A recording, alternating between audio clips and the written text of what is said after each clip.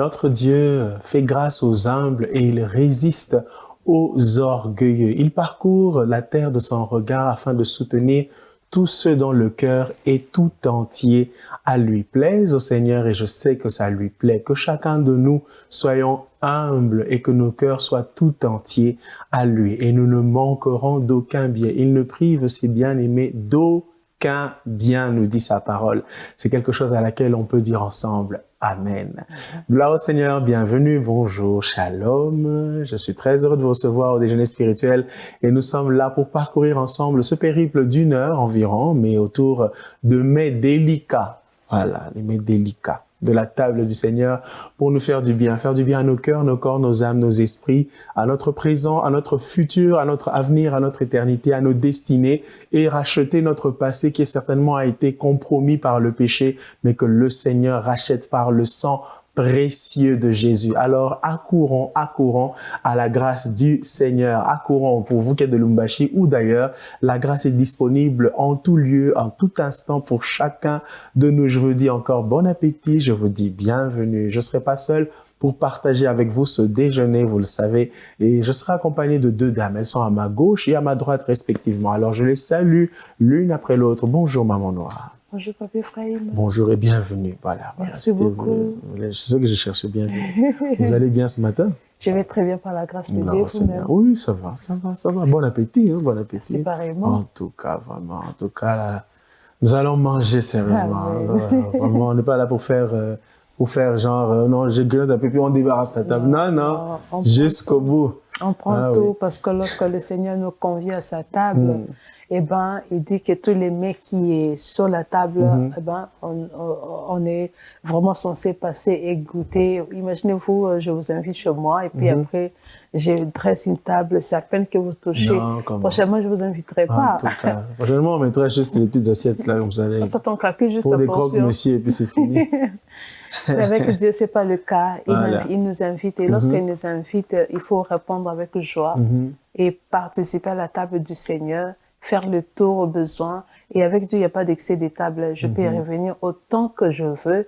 Et d'ailleurs, ça réjouit le cœur de Dieu de voir que, ce que je fais, si déjà moi en cuisine, je sais voir que mes enfants font 3, 4 tours pour venir se servir, c'est que ce jour-là, j'ai quand même satisfait. Vraiment. Et qu'est Dieu de notre Père, qu'est Dieu de Dieu qui nous invite à sa table. Donc, on ne peut qu'être dans la joie. Soyons dans la joie. Quelqu'un disait que l'une se rassasie que lorsqu'il voit le fond de l'assiette, c'est 555. C'est là qu'il est rassasié. Eh bien, qu'il en soit de même spirituellement. J'espère que c'est le cas pour vous, sœur Déborah. Oui. Ou bien vous êtes de ceux qui se rassasient jusqu'à la 2e cuillère et puis je suis rassasié. En tout cas, je me bats. Je me bats pour arriver jusqu'à 555. Il faut. Je me bats en tout cas pour le faire et c'est quand même amusant. Quand même amusant. Eh bien. Donc, je vous dis bonjour. Bonjour. Je dis aussi bonjour à Maman Nora. Bienvenue. Merci beaucoup. Et bon appétit. Merci pareillement. Merci, l'appétit est là, nous n'allons pas nous priver. On fonce tout droit avec le tout premier maître de ce déjeuner spirituel, ce sera une pensée. Soyons édifiés, soyons instruits, soyons encouragés, soyons restaurés par la pensée du jour et on la découvre ensemble tout de suite.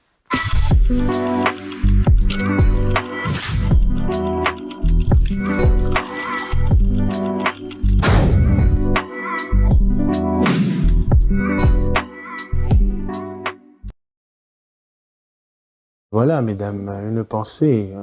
Elle est tirée du livre des Proverbes et dit ceci: ne te déclare pas responsable des dettes des autres. Ne te déclare pas responsable des dettes des autres. Et c'est une pensée qui nous vient du livre des Proverbes dans la Bible. Donc, pas jouer au Père Noël. Le Père Noël qui distribue. Inventer, tout ça, tu te fais que tu es endetté pour les gens ou bien tu prends les responsabilités. C'est compliqué. Non, en fait, heureusement que ça vient du livre des Proverbes qu'on appelle le livre de la sagesse. Et c'est une sagesse aussi qu'on nous communique là, c'est-à-dire de ne pas te responsabiliser de quelque chose qui n'est pas à toi, qui ne t'appartient pas directement. Parce que s'il faut te porter garant, eh ben, il faut assumer toute la responsabilité. Ça peut être positif tout comme négatif. Donc maintenant, si tu te portes garant pour dire, ok, d'accord, je paierai. Rappelez-vous l'histoire, je crois qu'on est toujours dans la Bible, si j'ai bonne mémoire, ça doit être, je crois, Samuel, je suppose, ou bien dans les chroniques, mais j'ai quand même l'histoire à l'esprit. On parle de ce prophète qui est mort et puis qui a laissé des dettes. Regardez ce que ces dettes ont engendré. On est venu prendre ses enfants pour en faire des esclaves. La femme et les enfants. Et c'est la femme qui, lorsque l'homme de Dieu vient vers lui dit non, ah, mon mari qui était serviteur. Et il a laissé des dettes. Et aujourd'hui, nous, on part comme des gages. On part pour payer. Et la sagesse que le Seigneur avait trouvée là-bas, et qu'on a donné une astuce à la femme pour qu'elle puisse faire quoi? Payer. Il y a des gens qui le font de manière consciente, d'autres c'est de manière inconsciente. Mais je ne peux pas m'élever pour commencer à payer. En fait, il y a tellement de sagesse autour de cette pensée, et je vois encore cette image qui me vient à l'esprit. Le Seigneur dit, l'âme qui pêche, c'est celle qui mourra. Je l'associe à ça pour aussi nous aider à comprendre que je ne peux pas me porter garant de quelque chose que je n'ai pas fait directement. C'est-à-dire que tu as contracté des dettes, tu as fait des gages par-ci, par-là, et puis après, tu n'es plus, et bien c'est nous qui devons peut-être commencer à payer. Et on voit de familles qui souffrent aujourd'hui à cause de ces choses-là. Parce qu'ils doivent payer des dettes. Exactement. Le mari qui décède, mais la femme n'était au courant de rien, et juste après les obsèques, on vient dire que d'accord, la maison doit être réquisitionnée, ceci doit être pris, et après on dépouille la femme, les enfants, mais c'est pas censé. Pourquoi du vivant de la personne, il n'y avait pas de clause pour dire que non, à telle échéance, il faut déjà terminer la dette. Ou aussi, au besoin, faire connaître à son épouse, ou soit aux membres de famille que j'ai contracté de dettes, regardez, les clauses sont ça. Ça va aider même les personnes qui, peut-être, entre guillemets, au cas où tu n'es plus, de savoir comment. Mais au moins, la dette, c'est une responsabilité personnelle. Je crois qu'en termes économiques, on parle des responsabilités personnelles. Tu ne peux pas t'élever pour dire, papa, il y a que Christ qui a effacé pour nous. Il y a que Christ qui a porté. Il est le seul qui s'est porté garant de prendre nos fautes, de prendre notre faiblesse, de vraiment effacer, payer la dette auprès du Père, parce qu'il faut aussi préciser, il n'a pas payé auprès de Satan. Comme plusieurs peut-être ont eu à être enseignés, à être peut-être informés sur le sujet, non, la dette devait être payée auprès du Père, parce que l'offense n'était pas fait à Satan, c'était fait à notre Dieu.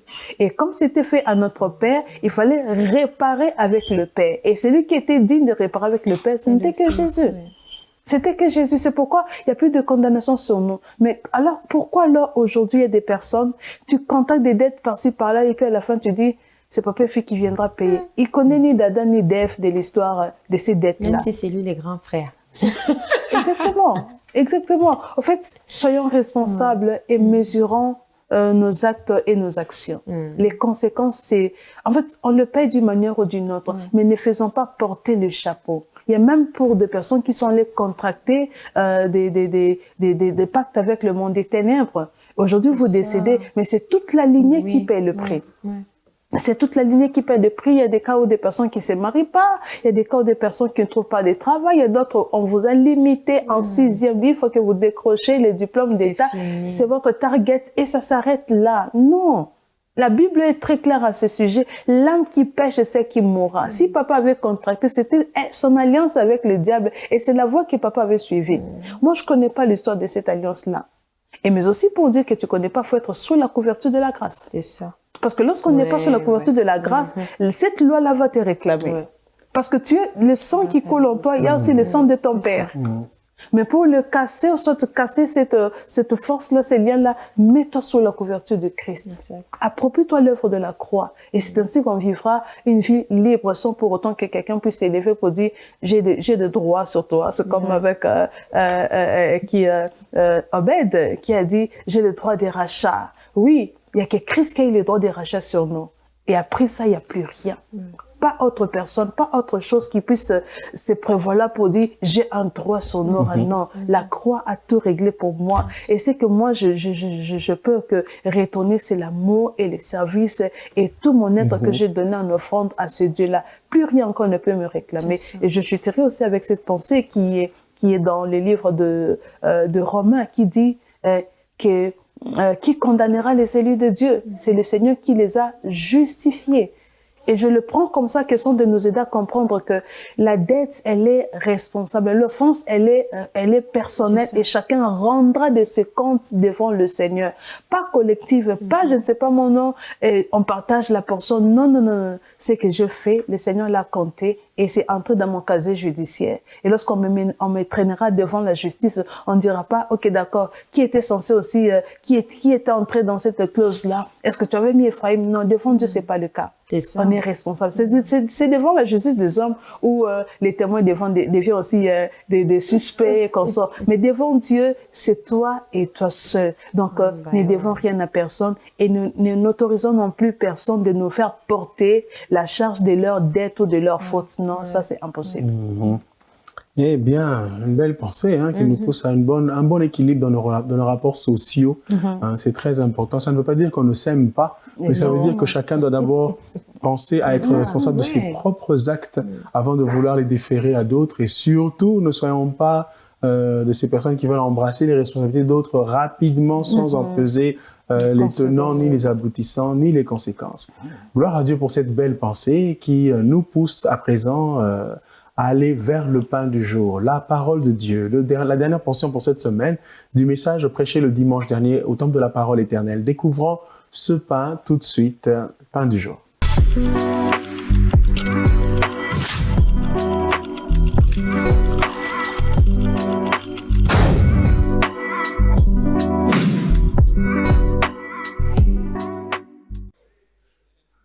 Lorsqu'on a voulu faire des pieds, d'épaule, des dieux, qu'est-ce qu'ils ont fait?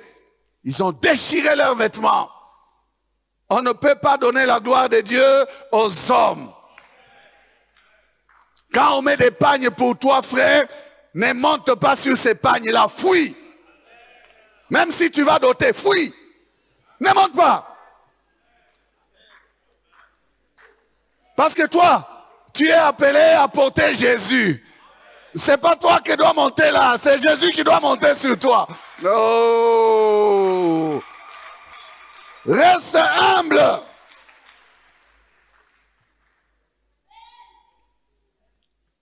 Les hommes se cassent en 1000 morceaux pour avoir la gloire de la terre, jusqu'à se vendre au diable.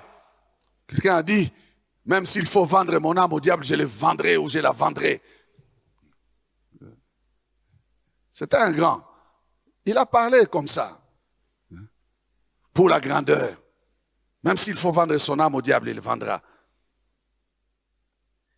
Vous voyez le problème avec le diable, c'est que vous finirez toujours par payer. Il n'y a rien de gratuit. Oh, mais j'ai une bonne nouvelle à annoncer à quelqu'un. La gloire que Jésus donne, la gloire qu'il partage à ceux qui le suivent. Vous n'avez pas besoin de payer. Tout est accompli. Jésus a déjà payé. S'il veut t'élever, il va t'élever. Il ne va rien exiger de toi. Et d'ailleurs, plus tu t'abaisses, plus il va t'élever. Donc si toi tu ne recherches pas la gloire, lui t'élève, lui te glorifie. Oh. Donc, pour nous frères et sœurs, on n'a pas besoin de faire ça. Non. Faut jamais faire ça. Donc la doctrine de Majunda, c'est une fausse doctrine. La gloire que Jésus nous donne, bien-aimés, elle est accessible. Hein? Jésus veut que nous puissions partager sa gloire. Il suffit de croire. Il dit, ne t'ai-je pas dit que si tu crois, tu verras la gloire de Dieu. Tu veux voir la gloire de Dieu? Crois en Jésus. C'est croire en lui qui nous ouvre la porte de la gloire. Croire en Jésus nous donne accès à la gloire. Croire en Jésus. Pourquoi? Parce que Jésus est le porteur de la gloire de Dieu. Hébreux chapitre 1er verset 3. Et qui étant le reflet de sa gloire? Soulignez ça. Jésus est le reflet de la gloire de Dieu. Et l'empreinte de sa personne. Et soutenant toutes choses par sa parole puissante, a fait la purification des péchés et s'est assis à la droite de la majesté divine dans les lieux très hauts. Amen. Vous voyez encore ici, C'est l'œuvre de la croix qui donne à Jésus de recevoir la gloire. Il a fait la purification des péchés. C'est parce qu'il a versé son sang. Et il s'est assis à la droite de la majesté divine. Il s'est assis à la droite de la majesté divine dans les lieux très hauts. Il est le reflet de la gloire. 1 Corinthiens 10, verset 31. Et on va descendre et on va chuter par là. Soit donc que vous mangiez, soit que vous buviez, soit que vous fassiez quelque autre chose. Faites tout pour la gloire de Dieu. Soit que vous dansiez. Faites tout pour la gloire de Dieu. Soit que vous chantiez. Soit que vous parliez. Faites tout pour la gloire de Dieu. Nous, chrétiens, nous sommes entrés dans le domaine de la gloire. Nous devons veiller sur la gloire que Christ a placée en nous. Donc, tout ce que nous faisons doit être accompagné de cette pensée-là, de ces soucis-là, de tout faire pour la gloire de Dieu. Pourquoi? Parce que nous évoluons dans le domaine de la gloire. Christ en nous l'espérance de la gloire. Pas seulement la gloire à venir. L'espérance, c'est pour ceux qui viendra, oui, mais aussi la gloire aujourd'hui. Faites tout pour la gloire de Dieu aujourd'hui. Ça, c'est tout un séminaire. Hein? Mais on n'a pas le temps. Quoi que vous fassiez, faites tout pour la gloire de Dieu. Comment tout faire pour la gloire de Dieu? C'est en observant sa parole. Comment est-ce que je sais que ça, c'est pour la gloire de Dieu? C'est parce qu'il l'a demandé. Amen. Il dit, quand tu pries, fais ça comme ça. Quand tu donnes, fais ça comme ça. Si je fais, je glorifie Dieu. Est-ce que quelqu'un me suit? La gloire de Dieu. Et j'aimerais dire aussi à quelqu'un pour l'aider, tu dois seulement te préoccuper des intérêts de Dieu dans ta vie. La gloire de Dieu, c'est son intérêt. Tout ce que Dieu cherche à gagner en nous, c'est d'être glorifié. Il ne demande pas grand-chose. Dieu ne demande même pas beaucoup de choses. Non. Si tu cherches tout simplement à le glorifier, Dieu a son intérêt. Dieu va se calmer. Amen. Amen. Faites tout pour la gloire de Dieu. Faites tout pour la gloire de Dieu. Vendez pour la gloire de Dieu. Voyagez pour la gloire de Dieu. Mariez-vous pour la gloire de Dieu. Ça peut conduire quelqu'un. On ne peut pas dire certaines choses. Est-ce qu'on peut dire divorcer pour la gloire de Dieu? Dieu n'aime pas les divorces. Je parle à quelqu'un. Non, non. Dieu n'aime pas. Dieu est. Il haït. Il est le divorce. Quand tu fais tout pour la gloire de Dieu, ça aussi là. La gloire de Dieu, la gloire de Dieu. Il en est encore question ce matin dans le pain du jour que nous recevons par la grâce de Dieu. Ça sera la dernière portion de cette semaine. Et déjà, à l'entame, il nous est présenté un impératif. L'humilité dont nous parlions déjà hier, l'humilité revient encore, elle s'invite encore aujourd'hui dans le chef de tous ceux qui doivent voir et vivre la gloire de Dieu. L'humilité et aussi autre chose, faire tout pour la gloire de Dieu. Une simple phrase, mais qui englobe toute notre vie. Partageons ce pain ensemble et faisons-nous guider par Maman Émilie qui est avec nous. Bonjour Maman Émilie. Bonjour Frère Ephraim. Bienvenue à vous. Merci beaucoup. Et comme on le découvre ensemble, ce pain est en train de nous amener encore sur des points essentiels, à savoir l'humilité pour les enfants de Dieu. L'humilité et le fait de de s'humilier devant le Seigneur et de ne pas permettre que les hommes nous donnent la gloire, ni que nous-mêmes nous soyons tentés même de nous approcher de cette gloire pour la garder un tout petit peu là. Et nous avons ensuite cette recommandation ferme, faites tout pour la gloire de Dieu. Et vraiment, toutes les activités, on peut les énumérer, et je pense que la liste ne sera pas exhaustive. Alors, mange la gloire de Dieu. Ben oui, et on y est, Maman Émilie. Oui, merci beaucoup, Frère Ephraim.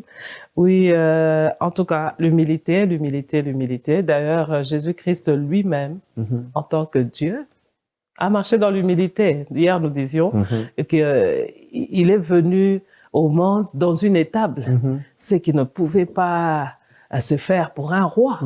Un roi, même si c'est le jour de sa naissance, les gens sont en train même de se préparer, on attend dehors, mais il n'est même pas encore né. Et c'est une maternité sûrement somptueuse, un nouveau lit, une nouvelle salle technique, si je peux m'abuser. Mais lui, le roi qui est Jésus-Christ, déjà, il nous enseigne par sa venue dans le monde qu'il était venu pour une mission. Il l'a accompli, mais dans l'humilité. Et il a été humble jusqu'au dernier jour. Il n'a pas dit, Seigneur, d'ailleurs, hein, j'avais cette gloire-là avant. Je ne vais pas monter sur la croix. On va le faire autrement. Non. Il s'est humilié jusqu'à mourir, la mort à la croix. Tout à l'heure, à la radio, je parlais d'une histoire du roi Osias dans 2 Chroniques 26. Comment un roi qui a bien commencé, qui a glorifié Dieu, qui a honoré Dieu, qui a gagné des batailles avec le Seigneur, mais qui a mal fini. Qui a mal fini, pourquoi? Parce qu'il était devenu orgueilleux.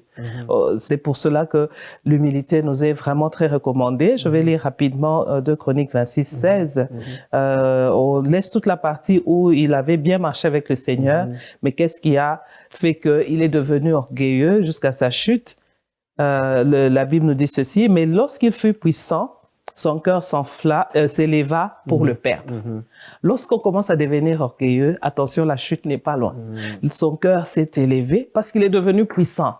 Il avait bien commencé, il a servi le Seigneur comme ses pères, comme David son père, mais lorsqu'il est devenu puissant, les moyens, les faveurs, les grâces, l'argent, l'attention des autres, comment on dit, les éloges des autres.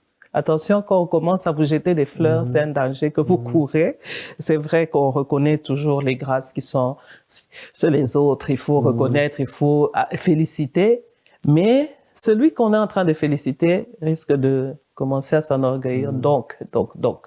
Le Seigneur peut bien se passer de vous ou de toi pour utiliser quelqu'un d'autre quand il trouve que tu es devenu orgueilleux. Et le roi Osias, il pécha contre l'Éternel. Je lis la suite, son Dieu.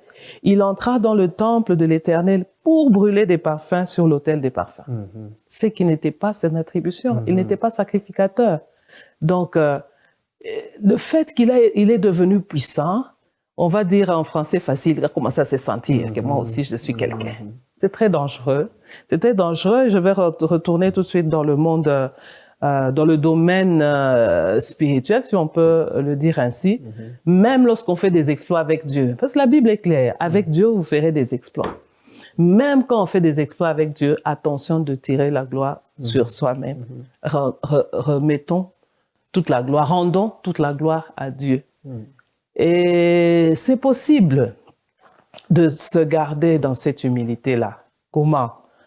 Moi, je pense que plus nombre de gens, lorsqu'ils commencent à goûter aux choses de ce monde, ils commencent à goûter à la gloire, à ceci, cela, ils commencent à s'éloigner petit à petit du Seigneur.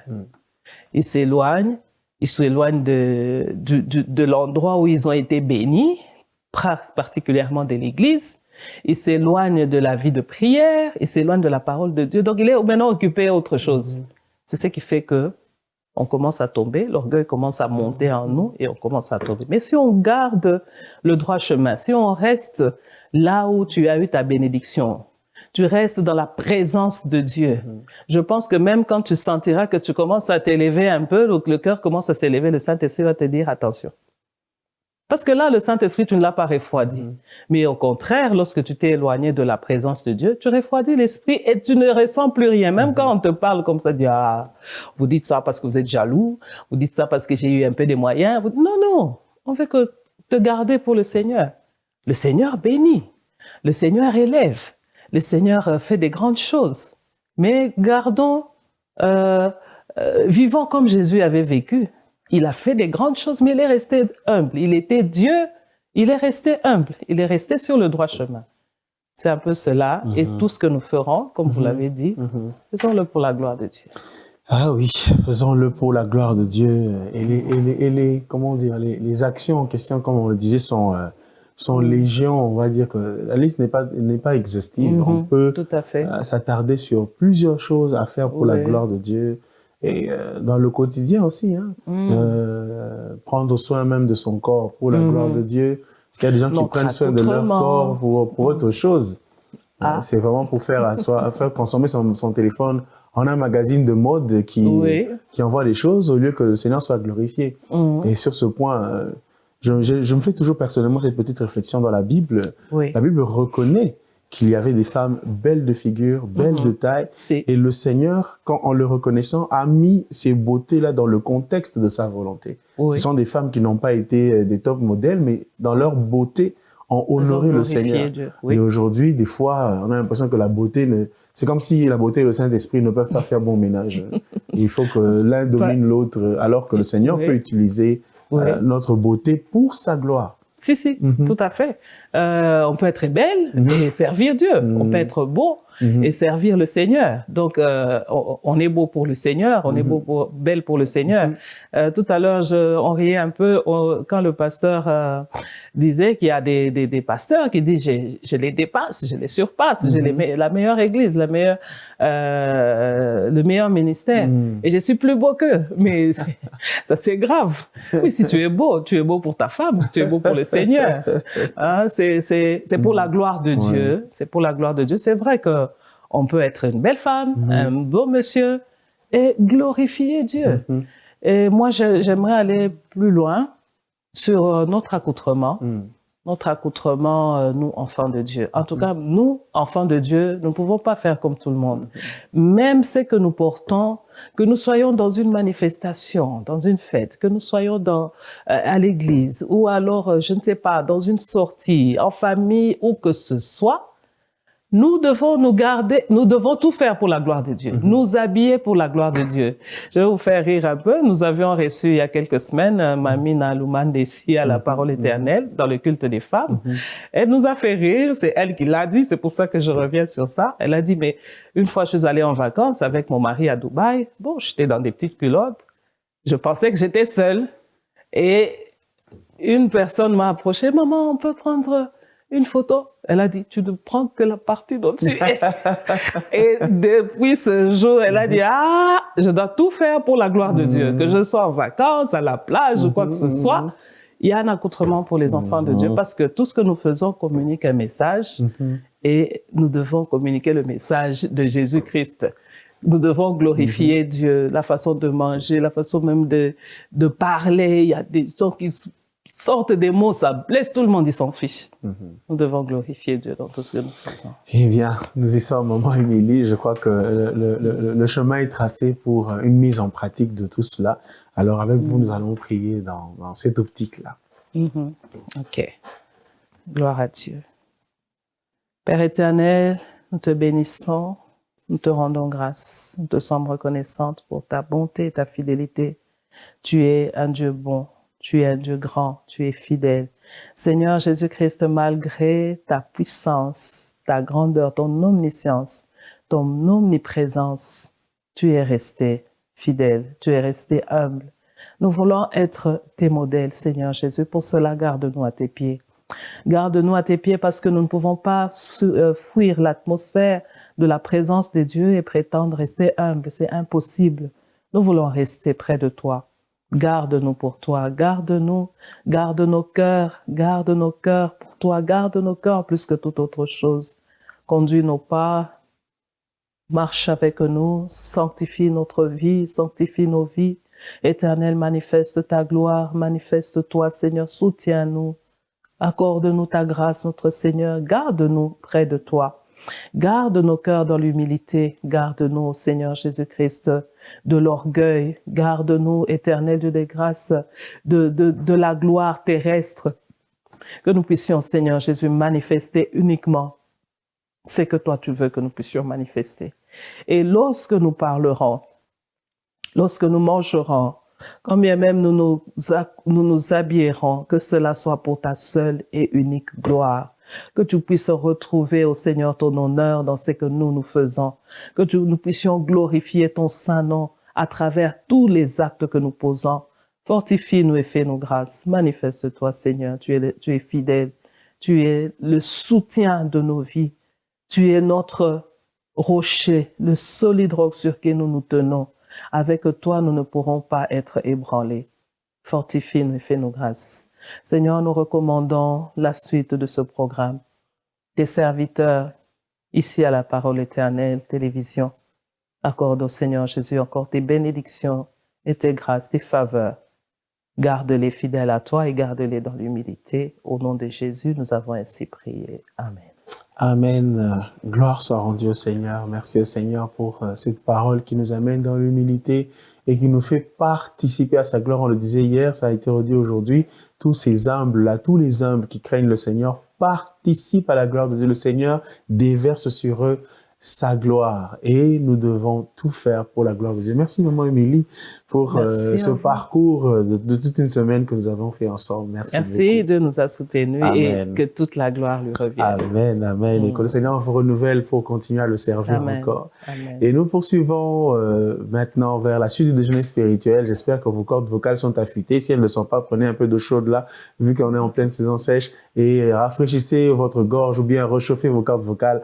On va chanter, mais c'est surtout avec le cœur qu'on va le faire. C'est le chant nouveau et c'est tout de suite.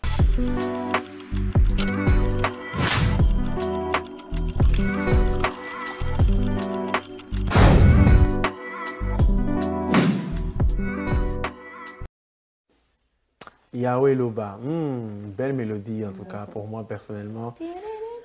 Ah, c'est merveilleux. Bon, pour moi, c'est pas la meilleure partie. Moi, c'est la meilleure partie, c'est Massia. Ça, c'est vraiment, pour moi, c'est là que ce chant me touche à un niveau très élevé.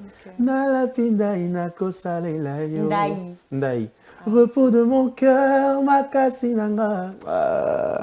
Napesi yo toute ma vie, Zambalola. Ah, vraiment, Chancel Lombo. Que Dieu te bénisse, maman. En tout cas, et voilà, on a Yahweh Loba. Un merveilleux chant. Et je crois qu'aujourd'hui encore, papa et fille, on a besoin que le Seigneur parle.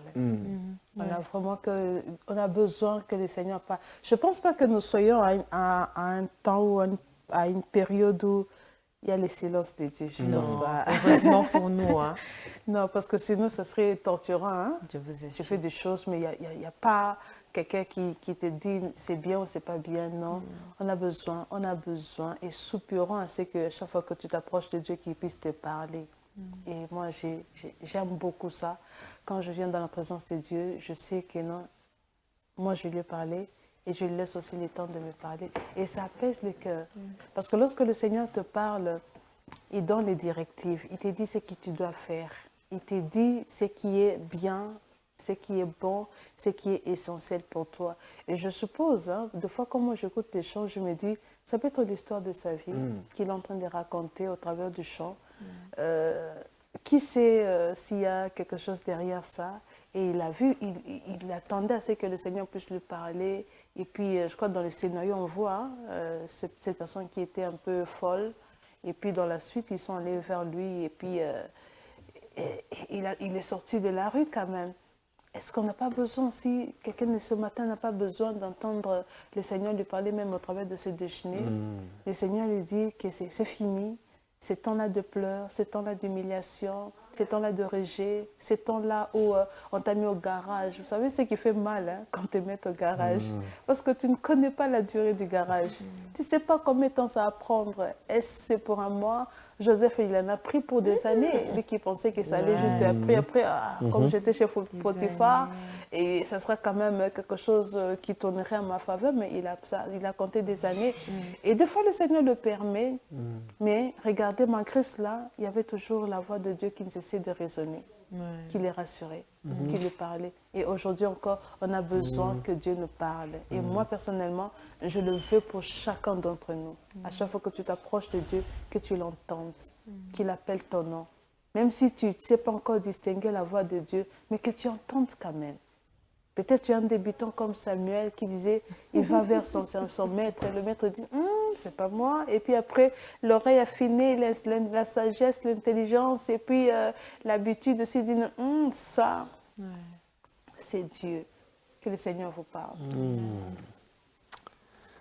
Un beau soupir, hein. Pour moi, c'est vraiment ce refrain-là. Vraiment. Oh là là. Kotissa. Otia. Otia. Kimia. C'est-à-dire amène la paix. Moi, je chante des choses. Sokiyote, nani mosusu, azongisaka elikya na motema. Et puis la fameuse partie, la vraie. Masia. Personnellement, quand j'écoute le chant, je reconnais la voix dans le cœur de... Selon vous, c'est qui? C'est qui? Dans le cœur, dans le cœur, dans le cœur, là. Rachel Lagnémé. Non. Sandra Mbouyi. C'est ok. Ah oui. Ah, c'est vrai. Masia. Nalapinda inakosalela yo. Repos de mon cœur, makasi nanga. Napesi yo toute ma vie nzambalola. Masia Masia. Nalapinda inakosalela yo. Vraiment.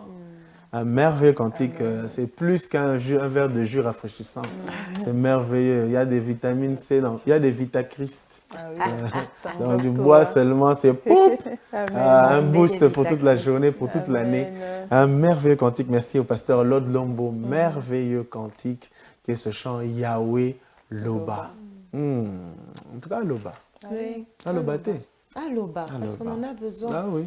On n'est pas à l'époque où le Seigneur ne parlait pas. C'est un temps vraiment favorable où nous avons le Saint-Esprit, nous avons la Bible, vous voyez, c'est à la portée même de tout le monde.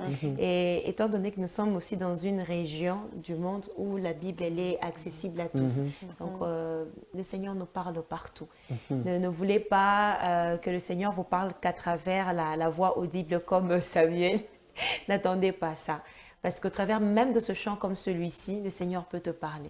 Au travers de sa parole, il peut te parler. Au travers d'un message, il peut te parler. Donc, restons disponibles et même sensibles à la voix du Seigneur parce qu'il a besoin de nous indiquer des chemins tout tracés qu'il a tracés pour nous, pour qu'on sache que là, c'est Dieu qui m'a conduit et qu'on ne soit pas vacillant, mais qu'on soit... je ne sais pas moi, éclairé et précis dans ce que nous sommes en train de faire. En tout cas, c'est ma prière pour ceux qui nous suivent ce matin.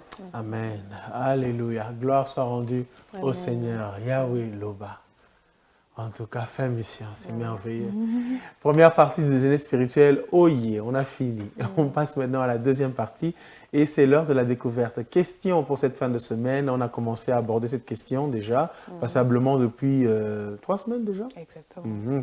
Et aujourd'hui, on va, je pense, aller sur la dernière portion du développement autour de cette question. On aurait vous nous rappeler la question? Oui, c'est les violences sexuelles en famille. On en parle où on s'était. Voilà. C'était ça notre question. Donc, je crois que ces 3 semaines passées, certainement, quelqu'un a compris et puis a pris des résolutions. Et par la chute ici, il y aura vraiment des décisions qui seront prises pour savoir est-ce que je m'étais ou bien je parle. Et bien, ensuite, l'élément d'abord. Eh bien, suivons la dernière partie de ce développement entamé avec notre invité. C'est dans la question découverte du jour et ça se passe tout de suite.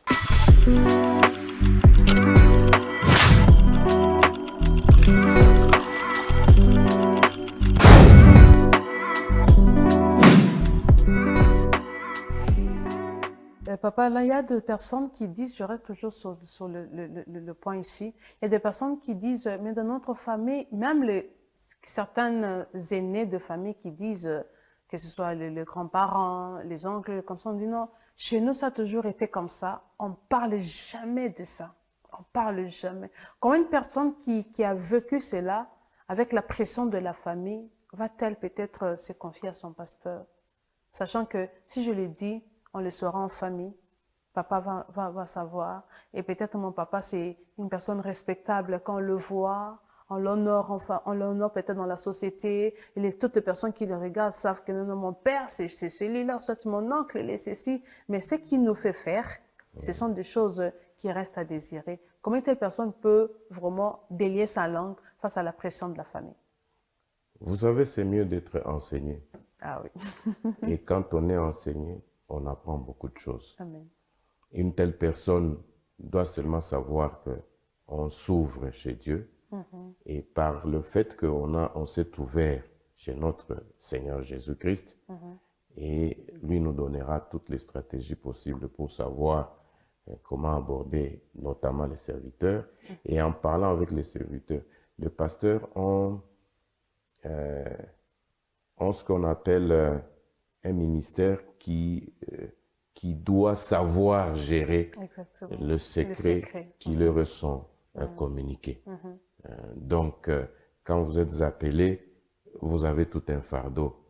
Vous ne prenez pas les mégaphones pour crier sur le toit et dire que voilà, tel est venu m'annoncer ceci. Ou que vous allez directement attaquer les parents. Non. Lorsque vous abordez un serviteur de Dieu, il a des méthodologies d'approche pour pouvoir essayer de gérer les questions. Parce que ça fait partie justement de l'école par laquelle beaucoup de nos pasteurs passent. D'abord, la formation théologique et ensuite l'école de la vie. Tous les jours, quand il reçoit ce genre de cas, il y a une certaine maturité qui rentre dans nos serviteurs, nos pères. C'est pourquoi nous les appelons nos pères. Parce que nous savons si nous allons vers eux, nous n'allons pas nous retrouver encore en difficulté pendant que nous voulons sortir de ces difficultés-là. Et donc, nous n'avons qu'à faire confiance à Dieu. C'est lui qui éclaire. Amen. Donc, prier et le Saint-Esprit va nous guider. Amen. Belle réponse. Prier, c'est le Saint-Esprit qui va nous guider. Papa Alain, je sais que nous chutons déjà avec ce numéro. Vous allez vraiment mettre toutes vos casquettes. Juriste, responsable, serviteur. Parler à quelqu'un qui est victime de violences sexuelles aujourd'hui, qui a besoin d'une parole. C'est vrai, vous avez donné beaucoup de vérité, mais ici, j'aimerais que vous fassiez tout en un pour donner une piste plutôt de solution à quelqu'un qui vit la chose en ce moment même. Je voudrais dire à cette personne-là qui se retrouve dans cette situation que Dieu, il est la solution à tout problème. C'est vrai que vous vous posez mille et une questions de comment en sortir. Et pour en sortir, il faut parler premièrement à notre Seigneur Jésus-Christ. Pour en sortir, il faut s'approcher des serviteurs qui auront des mots et des solutions nécessaires pour vous donner. Pour aussi en sortir, il faut parler justement aux techniciens qui sont des juristes. Mais alors, ces techniciens qui prient et qui honorent Dieu comme Seigneur et Sauveur. Parce qu'il y en a d'autres qui peuvent nous conduire à côté. Alors nous voudrons que vous ne puissiez pas garder pour vous ces mal que vous avez connus. Nous voulons que vous puissiez l'extirper. Et pour l'extirper, il faut vous ouvrir. Et vous vous ouvrez auprès de quiconque qui peut effectivement vous donner la meilleure des solutions. Ici, nous citons les serviteurs de Dieu et éventuellement les avocats, mais il faut choisir le meilleur, à savoir ceux-là qui honorent le Seigneur. Et ils vous donneront la bonne piste, parce que toutes les solutions sont prévues, notamment par la loi, en commençant par la parole de Dieu et en terminant par la loi de chaque république et chez nous particulièrement. Merci beaucoup. J'espère que cette réponse de Papa Alain vous a éclairé par rapport à ce mal qui vous ronge depuis très longtemps, soit il y a un de vos enfants qui l'a vécu, soit a subi cela.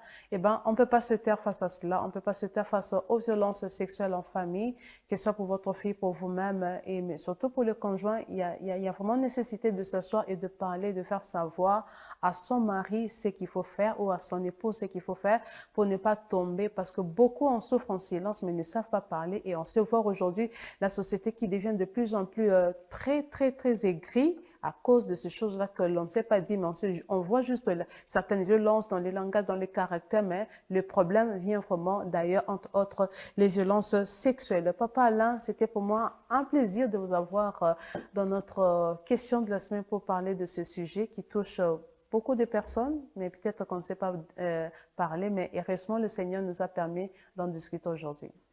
Merci, c'était un plaisir pour moi de placer sur ce plateau et nous pensons que nous aurons à continuer ce sujet prochainement dans d'autres détails. Exactement, merci beaucoup. Les violences sexuelles en famille, est-ce qu'on en parle ou on n'en parle pas, Sœur Déborah, Maman Nora? On en On en parle. parle. On en parle. Et alors, on en parle comment? On fait comment? Heureusement, vous avez dit qu'on en parle, mais en parler à qui? Aller vers qui pour en parler? Aujourd'hui, s'il y a de plus en plus de personnes écrites, c'est parce que il faut peut-être tu as essayé de parler, mais tu as entendu que ça fuitait à gauche, ça fuitait à droite. Et j'entendais Déborah même qui disait comment on peut parler, puis après dans les prédications, tu entends l'exemple de ce que toi tu avais dit qui sort. Et c'est ce qui fait que de plus en plus de personnes ont muselé la bouche. Tract aussi. Elles ont muselé la bouche, mais elles en souffrent à l'intérieur. Elles en souffrent à l'intérieur et on taxe certaines personnes tantôt là, vous parlez aussi des personnes qui sont dures de caractère, comportements difficiles, peut-être avec de brutalité physique et tout. Au fait, lorsque vous piochez, vous creusez dans la vie de cette personne, peut-être le problème c'est ça. Elle ne sait vous le dire, elle ne sait le dire puisqu'elle n'a pas une personne de confiance en qui elle doit parler et d'où elle développe un mécanisme d'autodéfense par soit la dureté du caractère, la dureté du langage, et pourtant ça ne devait pas être ainsi. Sous d'autres cieux, on se voit on les appelle les conseils psychologiques, je crois, qui accompagnent des victimes, qui accompagnent des personnes qui ont subi des violences. On les accompagne dans leur processus de guérison. Chose que ce n'est pas d'abord trop congolais, et ce n'est pas aussi trop africain, mais quand même ce sont des pratiques à adopter parce que ça aide à associer la parole de Dieu, associer le programme de l'Église, mais aussi être accompagné. Mais au besoin, si peut-être on ne sait pas aller vers ces personnes-là, l'Église est cet hôpital-là où on doit venir et être soutenu. C'est-à-dire que quand je viens, on me dirige vers Papa Ephraim, eh ben, non seulement qu'il porte le fardeau de la chose, mais aussi il m'aide dans ma guérison, dans le processus de ma guérison. Parce que le but, c'est que je ne sois pas cette personne aigrie, parce que je ne serai pas qu'un problème pour la société, mais également pour mon Église. Parce que partout où j'irai, je dirais que je suis des paroles éternelles, je suis des paroles éternelles. Et lorsqu'on regardera le comportement de cette personne qui se prétend être des paroles éternelles, c'est un comportement qu'on regarde, mais nous aimons bien votre Église, nous aimons bien, mais ce que toi tu dégages comme comportement, ce que toi tu reflètes comme attitude, comme manière, ne colle pas, ne matche pas. Ne matche pas, d'où il y a vraiment ces besoins cruciaux de bien accompagner, mais aussi vous qui accompagnez des personnes. Eh bien, il y a l'éthique et la déontologie. C'est vrai, c'est pastoral, mais ça touche quand même beaucoup d'aspects.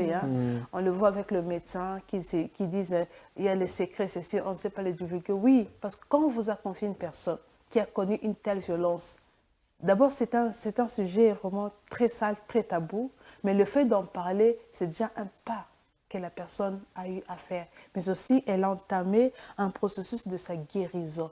Il ne faut pas venir l'enfoncer. Il ne faut pas venir l'étaler ou soit la pointer du doigt. Et tu sais, c'est Déborah. Déborah, son père avait abusé d'elle. Et n'oublions pas une chose, c'est que je peux dire à papa et fille, finira toujours par retourner à Déborah d'une manière ou d'une autre. C'est ce qu'on ne comprend pas, on ne sait pas. Ça finit toujours par revenir. Et maintenant, regardez, lorsque ça va revenir à Déborah, c'est pas, elle est juste mon exemple, puisqu'elle est juste en face de moi.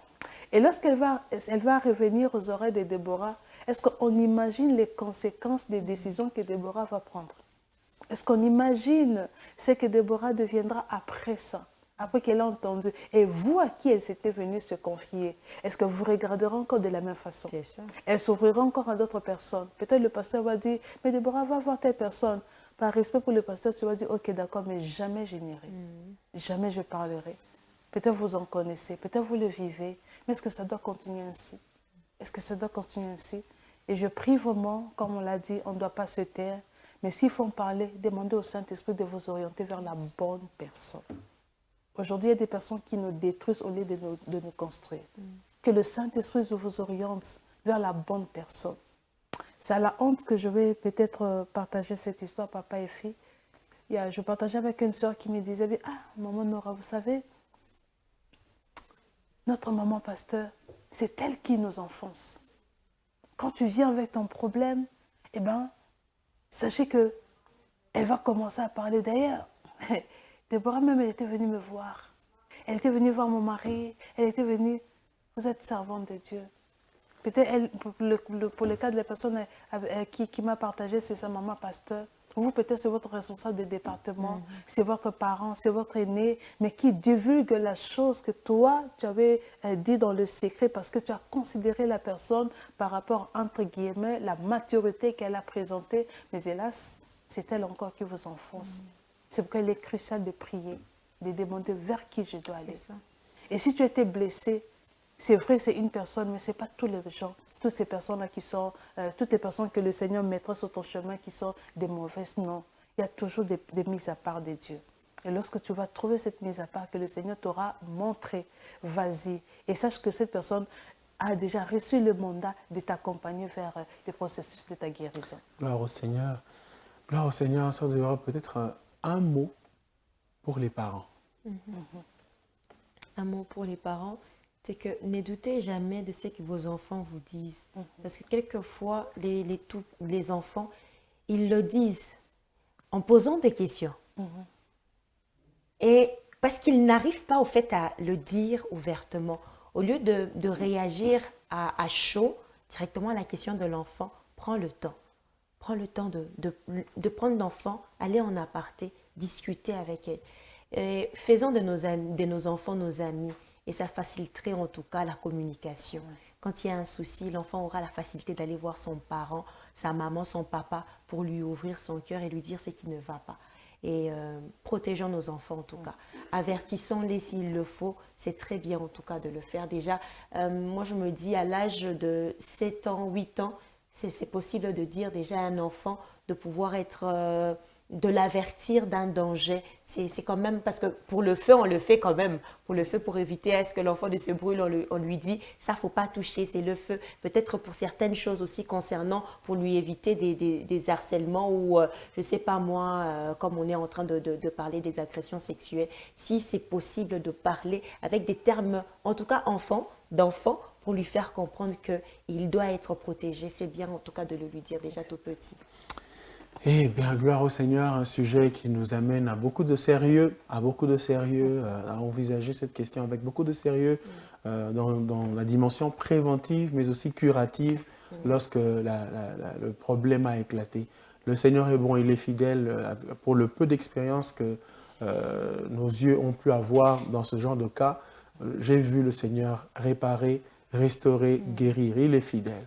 Nous bénissons le Seigneur pour cela. Nous allons à présent prendre quelques programmes. Vous êtes prêts à noter? Quelques programmes auxquels nous sommes conviés. C'est aujourd'hui, c'est demain, c'est la semaine prochaine. C'est l'agenda du jour et c'est tout de suite.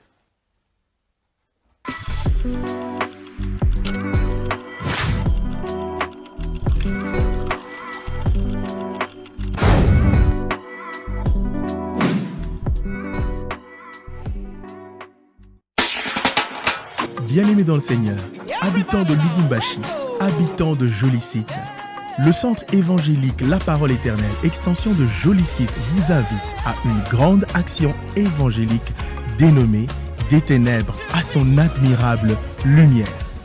Cette action évangélique se déroulera du mardi 14 au vendredi 17 juillet 2026 de 16h30 à 19h30 et elle se soldera par un culte inaugural le dimanche 19 juillet 2026 de 8h30 à 11h30. Les orateurs sont Pasteur Moussa Kapel de la Parole Éternelle Plateau Caravia, Pasteur Patitoko de la Parole Éternelle Bel Air, Pasteur Jim Chien de la Parole Éternelle Kasavubu, le Pasteur David Mana de la Parole Éternelle Jolicite et le Pasteur Guy Amani. Retrouvez-nous à l'entrée de l'avenue Colonel Ilunga, coin avenue Mwenze, 3e parcelle à gauche, barrière rouge, référence route Kasenga, arrêt Kwadou. Jésus-Christ est Seigneur. Que Dieu vous bénisse.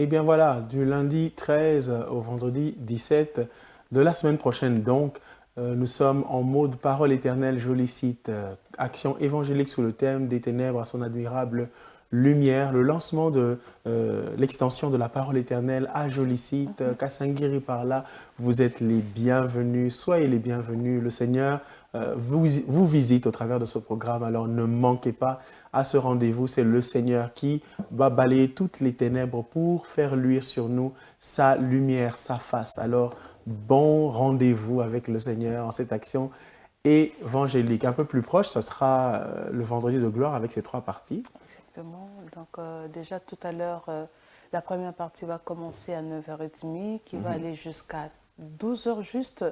Et la deuxième partie intervient de 13h30 à 16h. Et en fait, la clôture de la journée de la prière, c'est de 17h juste à 18h30. Donc, il y a des enfants qui sont déjà à la maison, la proclamation est passée. Donc, il n'y a plus de raison de dire, bah, ils restent à la maison. Non, amener les enfants dans la présence de Dieu. Au besoin même, passer toute la journée, ça ne dérange pas. Et c'est aussi une façon de rôder les enfants aux jeunes et à la prière. Ça commence toujours quelque part. Ne dites pas qu'il est petit, même s'il est petit, amène-le. L'appétit vient en mangeant. À force de voir maman, papa, et à force de voir les yaya aussi être rodés à cela, et ben ça deviendra par la suite une habitude pour eux, mais aussi ils glorifieront leur Dieu en cela. Amen. Qu'ils le fassent donc, qu'il en soit ainsi. Demain, les jeunes se retrouvent, et ainsi que les hommes adultes se retrouvent dans leur réunion hebdomadaire. Les hommes, ce sera de 16h à 18h. Exactement. Les jeunes de 13h30 à 18h30. 16h30, pas 13h30. Non, 16h30, j'ai bien dit 16h30. Vous avez dit 13h. Ah, bon, peut-être. La bouche a glissé. Voilà, maintenant, vous me poussez à dire 13h. 16h30 à 18h30 pour la jeunesse, ici à la Parole éternelle, au temple de la Parole éternelle. Soyez donc les bienvenus. Voilà ce qu'on peut dire sur les programmes d'aujourd'hui et de demain et de la semaine prochaine. Et voilà, donc, je suis en train de chercher si je n'ai pas oublié un programme. Non, je n'en ai pas oublié. Je n'en ai pas oublié. Et alors, allons maintenant sur la cerise sur le gâteau. C'est le verset du jour que nous tirons de la portion des Écritures que nous lisons aujourd'hui. 3 chapitres chaque jour et 5 les dimanches et les jours fériés. Voici le verset du jour.